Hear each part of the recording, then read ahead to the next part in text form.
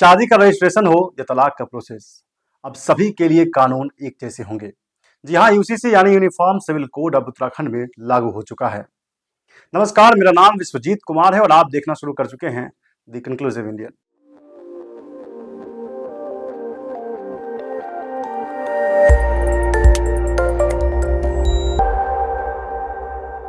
UCC क्या है, इसके फायदे, नुकसान, इसमें क्या क्या शामिल है, आइए इसे आसान भाषा में समझते हैं। यूनिफॉर्म सिविल कोड का मतलब है कि देश के हर नागरिक के लिए एक ही कानून लागू होगा, चाहे जाति, धर्म या समुदाय कुछ भी हो। शादी, तलाक, उत्तराधिकार, गोद लेना और संपत्ति जैसे मुद्दों पर सबके लिए बराबर नियम होंगे। यानी अब अलग अलग धर्मों के लिए अलग अलग कानून खत्म हो जाएंगे। यूसीसी में क्या क्या शामिल है? शादी और तलाक के कानून। अभी अलग अलग धर्मों के लिए अलग अलग शादी और तलाक के कानून हैं, जैसे हिंदू मैरिज एक्ट, मुस्लिम पर्सनल लॉ और क्रिश्चियन मैरिज एक्ट। यूसीसी के तहत ये सब खत्म हो जाएंगे और हर धर्म के लिए एक ही नियम होगा। संपत्ति और उत्तराधिकार। संपत्ति बंटवारे के नियम भी धर्म के हिसाब से अलग अलग होते हैं, लेकिन यूसीसी लागू होने के बाद ये एक जैसे हो जाएंगे। यानी हर किसी को बराबर अधिकार मिलेगा, फिर चाहे कोई भी हो। बच्चे गोद लेने का प्रोसेस। अभी अलग अलग धर्मों में गोद लेने का नियम भी अलग अलग है। हालांकि यूसीसी लागू होने के बाद ये सभी नियम एक जैसे हो जाएंगे। यानी अडॉप्ट करने का प्रोसेस भी सभी धर्मों के लिए एक जैसा होगा। महिलाओं के अधिकार। यूसीसी का एक बड़ा उद्देश्य है कि महिलाओं को समान अधिकार मिले। कई धर्मों में महिलाओं को तलाक या संपत्ति में हिस्सा पुरुषों के बराबर नहीं मिलते, लेकिन यूसीसी इसे ठीक करने का दावा करता है। यूसीसी के फायदे। अब बात करते हैं कि यूसीसी के फायदे की। सभी के लिए समान कानून। यूसीसी से सभी नागरिक को एक जैसा अधिकार मिलेगा। इससे धार्मिक भेदभाव और कानून में असमानता कम होगी। महिलाओं के लिए अधिकार।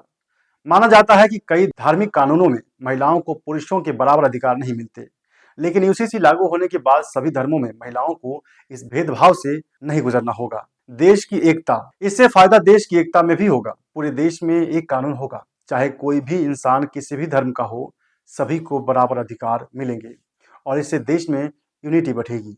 कानून प्रक्रिया आसान होगी। अलग अलग धर्मों के लिए अलग अलग कानून कई बार कोर्ट की मुश्किलें बढ़ा देती हैं।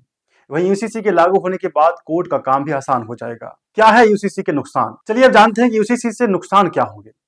क्या ये संविधान के खिलाफ है? भारत में सभी धर्मों को अपने रीति रिवाजों को मानने की आजादी है। लोगों का मानना है कि यूसीसी लागू होने से यह आजादी खतरे में पड़ सकती है। सांस्कृतिक विविधता पर खतरा। भारत कई अलग अलग संस्कृतियों और परंपराओं वाला देश है। यूसीसी के लागू होने से संस्कृतियों का समरूपीकरण हो सकता है, जिससे डाइवर्सिटी को नुकसान हो सकता है, जिससे देश के सामाजिक ताने बाने के लिए खतरा पैदा हो सकता है और समुदायों के बीच तनाव पैदा हो सकता है। लेकिन यूसीसी बहस का मुद्दा क्यों है? इसे यूं समझिए कि आपके दादा दादी के समय से चली आ रही परंपरा को अचानक से कोई कहे कि आज से ये नहीं चलेगा, तो आपको कैसा लगेगा? कुछ लोगों को ये आजादी लगेगी, लेकिन कुछ लोग इससे अपनी मान्यताओं और परंपराओं पर आक्रमण समझेंगे। लेकिन इसी कड़ी में उत्तराखंड सरकार ने इसे लागू कर दिया है और मुख्यमंत्री पुष्कर सिंह धामी ने पोर्टल भी लॉन्च कर दिया है और नागरिक अपने डॉक्यूमेंट्स वहां अपलोड कर सकते हैं और ये पूरा प्रोसेस डिजिटल होगा।